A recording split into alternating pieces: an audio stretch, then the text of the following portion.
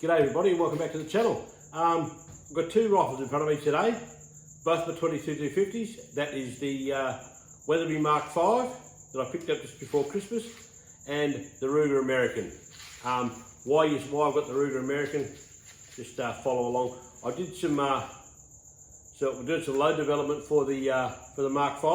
I finally got it out and had a bit of a shot with it the other day. Any of the footage I got at the range wasn't real flash. There's a bit of wind about, and basically the audio didn't come out any good. So we're stuck with what we're stuck with. Now I know what this Ruger American shoots. I know the load it shoots. I've developed that one, and I've tried a number of different loads with that one over the years, and just keep coming back to that one. I know it shoots it really well. No issues with the rifle. No issues with the load.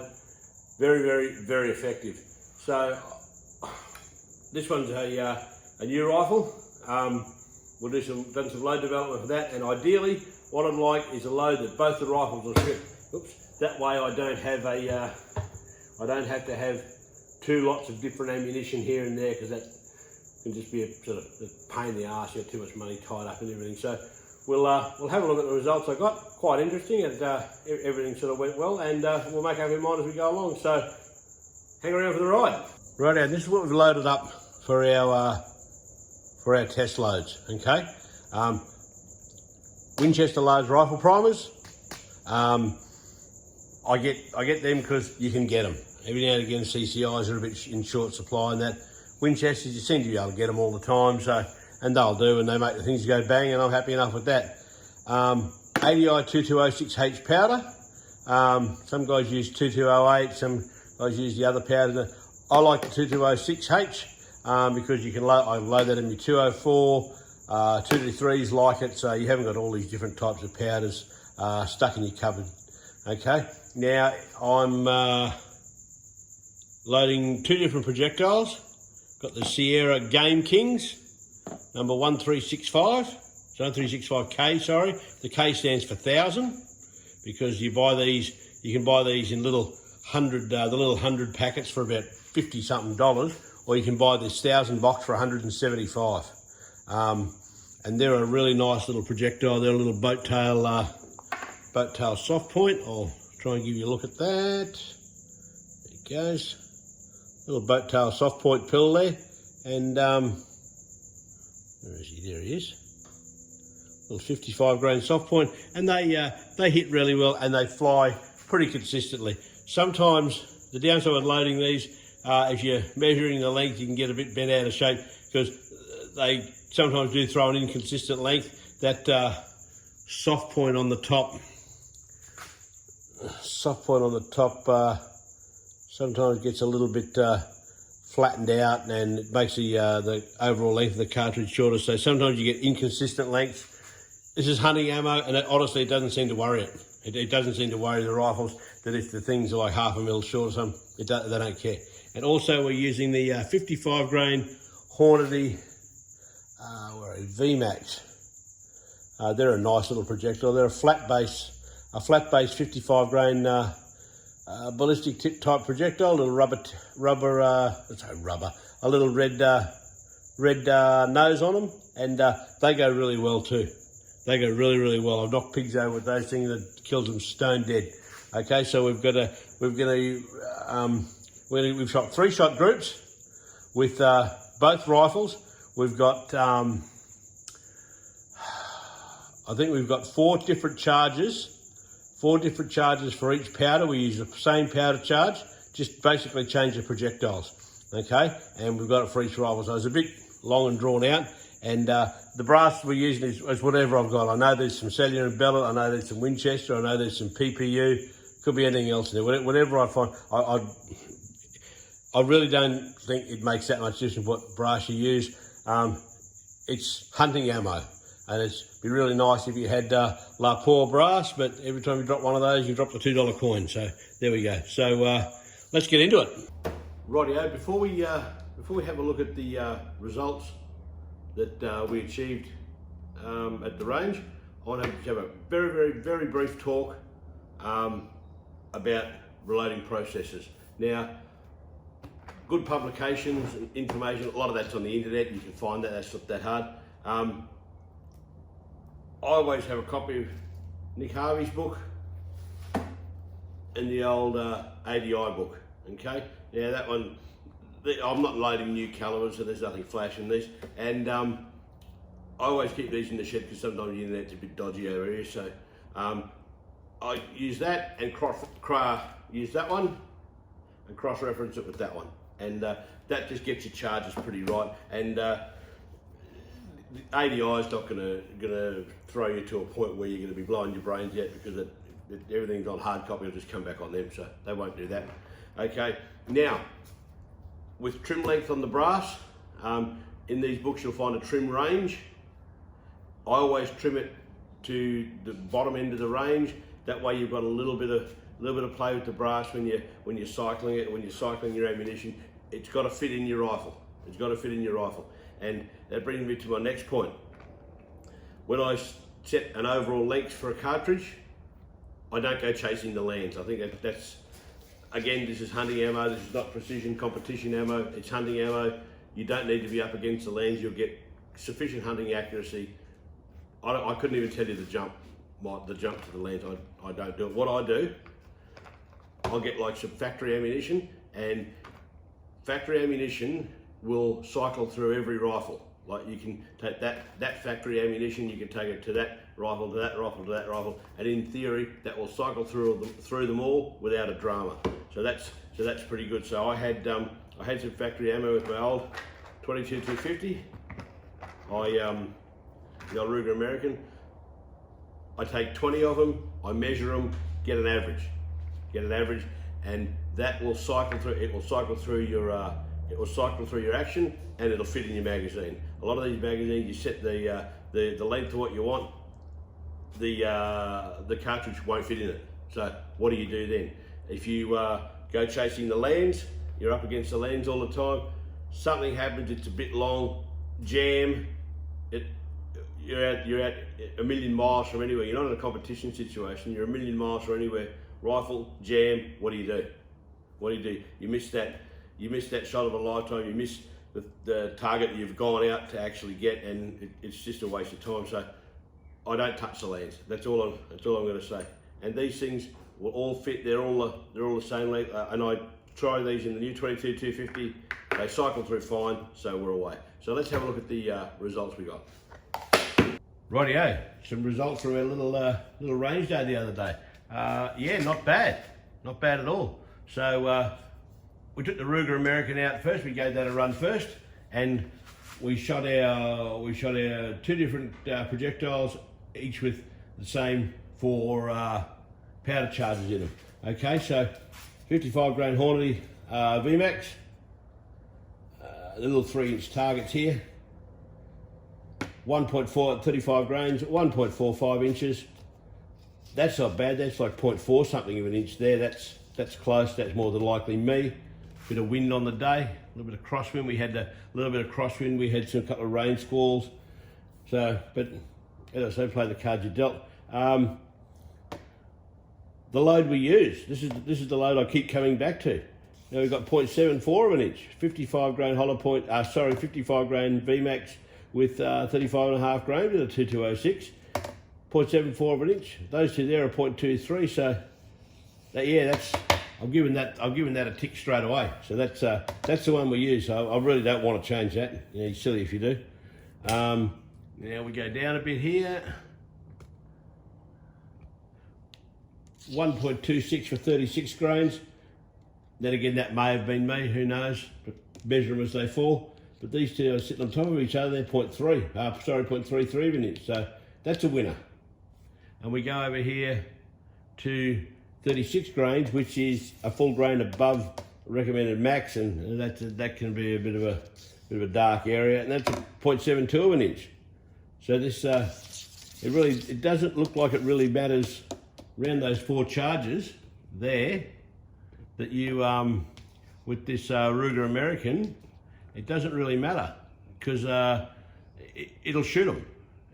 So that's not a bad thing to know. So there we go. So we'll come down again there now. We've put the Sierra Subarus in the American, and historically this rifle really hasn't liked these. It chucks everything high right Whether that's got anything to do with greater cartridge speed, who knows? But it chucks everything high right. It always has with these. So that's always your point of aim, the X in the middle. Now this is way up here, that's a long way up, but we've still shot 0.49 of an inch. So there's absolutely no reason why you can't dial that back down to there. That's fine. That's easy stuff. So that's 35 grains. So that's got a tick. Okay, the old charge we were using, the max charge, 35.5, 0.83 of an inch. Where I put the camera over that? That's better. 0.83 of an inch. That's still not too bad. Pretty much all but a straight line, but you can live with that. That's fine. Again, you'll dial that back in, and then you go down to 36, half a grain over, again high right. Very similar distance, high right actually. Very, very similar. Now that's 36, you've got 0.74 of an inch, so three quarter MOA, right there. And went over 36 and a half grains, full grain over. That blew out to 1.7 inches, and yeah, and I've given that a cross. So that one's dead. Don't have to worry about that. So we'll boot that, and we'll bring up this fella here. This is the Weatherby, and this is why we were here. Now, in this shot, I've got a packet of a Remington Express rifle, factory 22-250 ammunition. Why, I hear you say. I hear you asking why. I'll show you why. Because when I purchased this rifle off my friend at work the other week, I got 129 rounds of these 6.5 packets. Okay, there they all are. 55 grain pointed soft points. They go bang nicely. They're actually a very nice cartridge to shoot. And I had 100, as I said, I got 129 of these. And seeing this rifle's done absolutely nothing, there's half a chance that this rifle's only had 71 rounds through it. So I've picked up a Weatherby Mark 5 22-250 that's fired 71 rounds for a price I'm quite happy with a whole heap of free ammo. Now, how old that is, I don't know, but you have a look, some of the boxes are a bit tatty. Show you that, there we go. So the boxes are a bit tatty and shitty. And the price on some of these was about $17 a box. Now I can tell you, this stuff hasn't been 17 bucks a box since God knows when. Since probably petrol was 48 cents a litre. So there we go. We sighted this Weatherby in with these things, and it sighted in really well. I gave it now our first round, we took it out, we put, what did we put through it? We put some hand loads through it, and we put some of these through it. We probably put another 80 odd rounds through it through the day. So she's probably had 150 through her now. Before I took it out, I gave it a really good clean up. The barrel was a bit dirty, hadn't been cleaned for a while. And so all the rifling's all scratched up and all that, like I like them. So everything, barrels are fouled. So, and the thing shot well, and I had 6 of them left at the end of the day, and I found one of those paper Merlot coffee cups you get at the servo, and I put 6 in the end of that, and that's 6 in probably an area of very similar size to these targets. So if you can hit that 6 times at 100 metres, I think you're fine. I really do, but let's get on with this. Babble on here a bit too much. Okay, 55 grain Hornady VMAX, 35 grains of 2206H. We've got 0.8 of an inch, 0.81. Those two are 0.28. We've got a vertical string. Now, some people suggest that that's a bedding issue. Well, I can tell you with the giant big aluminium bedding block you've got in the receiver, that the receiver sits in the stock, you got no bedding issues with this rifle. So, you know, that's the way it chucks them. Happy enough with that. 35.5. The load I've been using in the old 22-50. 0.76 of an inch. Right, again, high right, 0.76 of an inch. Now, whether it's chucking these high right because they're going a lot faster than the old, those factory Remingtons, who knows, but everything here is chucked high or high right. So, but 0.76 of an inch, regardless where it chucks it, holds them together, and those two are all but on top of each other. So that's good. We've gone down to 36 grains, half a grain above max, way up here to the right, 0.875 of an inch. 1, 2, 3. 2 there, right on top of each other. Good as gold. Okay, 36.5, full grain over, 0.81 of an inch. Those two up there, on top of, where are we? There he is. On top of each other, right there. So, you know, that's acceptable. Now we come down to the Superoos, and I really do want these Superoos to succeed, because there's a lot of factory ammunition loaded with these things that shoots really well. I know they shoot well in 223s, but I really, really, really want these to work. So if they work, I don't want to have two different ammunitions for two different guns, but if that's the way it pans out, so be it. Okay, we came down here. This blew out to 1.4, whether that's me or not, this one up here, but they're 0.59 of an inch. So you're still going okay. And that's at 35 grains, at 35.5 grains. Again, max load. You got 0.995 of an inch, so you're scraped in under MOA, but those two there, 0.24, again, on top of each other. Group of the day. Sierra Superoos, 36 grains of 2206H powder, right on 0.5 of an inch at 100 yards. And that's just in not an actual rifle range, in my mate's backyard. And it's just in whatever conditions, no big banks around you protecting you from wind, and that's what you get. So that's fine. Those two, you can't even measure those. And then we come over here again to this 36.5, your full grain over. That blew out to 1.69. So we put the cross of death through that one. So we won't even touch him. So 36.5 with everything finished. We don't worry about that. So at this stage, that looks like 36 for this one, but we'll put the two up and see if we can come up with something that actually works. Right, let's just do a bit of a comparison of the two rifles, same loads next to each other, and summary, see if we can get something out of it. So firstly, 36 grains, 36.5 grains on both, out. No good at all. Never went any good. So we'll where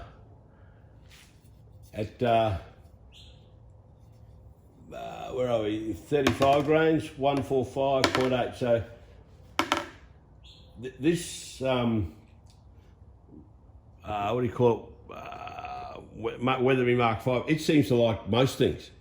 It doesn't mind any of the VMAX, as does the Ruger American. It does. They don't mind anything. So they don't seem, like in the VMAX, it doesn't seem to care what you put through it. So that's good. That's good. So I'll be happy to stay with that 35.5 in the Ruger American. That works. It's been working for years. Why touch it? Why touch it? It's always going to throw 3/4. That's all it ever seems to do. You can't seem to make it any better anyway. Sometimes it throws a bit better, but yeah, 7.4 is 3/4 MOA. That's all day, and you got a gun that does that. You're cashing at that. Okay, so we're happy with the Ruger. We've done that. It doesn't. Yeah, the Super. Oh yeah, these 35 grains with the Superoos. That seems all right. That's not too bad. That's its best effort with the Superoos. That's just on half an inch. That's all right.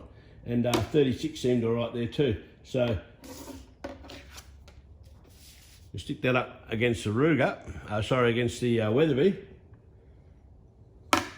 That bullet shoots 7.6, so those actually cartridges, that shoots the same in both. That's 0.74, that's 0.76, so they're both 3/4 MOA cartridges. So yeah, that works. That works. So we'll give him a tick, and he's good. 8.7, 8.8. So that again in the VMAX. The Ruger, the Weatherby didn't mind anything. Now, when we come down to the Superoos, the only group it really liked was the 36 grain. So we're either going to use that one, or that one up there. They're going to be me too. 35.5 VMAX, which I've got plenty of, so I can use them to start with, or 36 grain of the 36 grain behind the Sierra Superoos. Now I've got a heap of these I've got a heap of these Remingtons left. I may pull them and just use the brass, because the brass is getting a bit expensive to buy, because I found the Remingtons were lovely to shoot, but they seem to shoot everything a bit lower, so that's telling me they're a little bit slower and got a little bit less punch. These things that I'm doing here, they got a lot of punch in them. I've knocked over a lot of things with this, and the results on some things are actually spectacular. So that's probably where we're going to leave that one there. So I'm thinking leave the Ruger where it is, and you can use the Ruger ammunition there. The same ammunition as the Ruger rather there, or you can leave that, or you could use that 36 rounds with the Super. Now, interestingly, your point of impact is very similar there as well. So there we go. That shows this rifle basically throws the things high right, as opposed to the Ruger. There's all that stuff there just above the red dot. So you'd leave that. That's just, you know, quarter of an inch high or half an inch high or something. So that's fine. But this is probably 2 inches high, an inch and a half high. So you have to just bring that one over to the left a little bit and just down a bit, and that's nothing. That's easy stuff. And it's the same.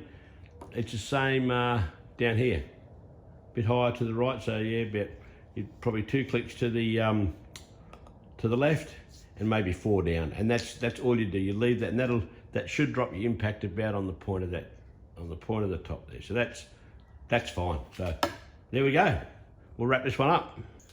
Rightio, time to sign this one off. I'll do a quick summary and how I found this Weatherby Mark V. In short, love it, love it. This is an absolute lovely gun. I mean, there's nothing that I could pick that's no good about this gun. I can't fault it at all. The action's smooth. Trigger is it's beautiful. It's as smooth as butter. Stock's good. Everything works. Everything's good. Shoots really well. The only minor thing you can worry about, it gets hot and stays hot. Being the fat barrel, it's a little bit long to cool. But in a field situation, you're not going to be shooting 20 shots on the trot. It doesn't work like that. You shoot 1 or 2, then you might shoot another one for half an hour. So that's not, in a hunting situation, that's not an issue. That is not an issue at all. Good glass makes a hell of a lot of difference. This scope is as clear as a bell, which is good because you didn't have to go out and spend $1,000 on a scope, which is really good. So yeah, I'm happy with this. I'd endorse these rifles 1000%. I mean, everybody who's watched this channel knows I'm a huge fan of Howers. Howers are a knockoff of the Weatherby Vanguard or whatever. They're cousins. One's a Richard cousin, one's not. Howers are fine. They hunt well. This is a beautiful shooting rifle. I could see myself keeping this for a long time. It just does the job. It will do the job.